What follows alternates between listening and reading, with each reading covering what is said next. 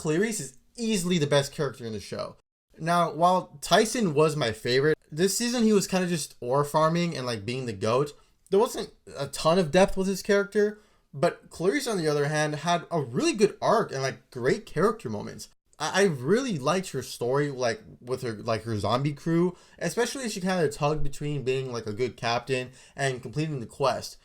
Bro, Mitch from Blockbuster, like losing the streaming wars. I mean, come on, like that's awesome. Huh? Huh? Oh, come on! You gotta admit this is cool! But I think the most interesting part about Clarisse's character was how she was dealing with the prophecy she was given. Like, again, she's kind of tugging between like her responsibility to the camp and sort of to her father versus her need and her want for friendship. So it was great seeing that. And specifically, I think probably the best scene in the entire show was when Percy and Clarisse were fighting whether to give the Golden Fleece to Luke, to either to save Annabeth or to save Camp.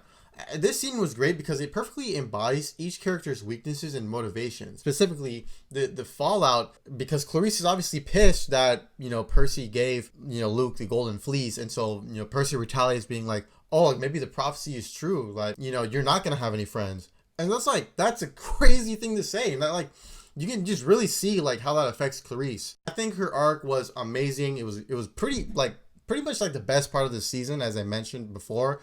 And it's not really even close. That is a little, I will mention this a little later. That is kind of like one of my quote unquote bigger problems with the show. Clarisse is a side character. Like, she should not have the best arc in the show.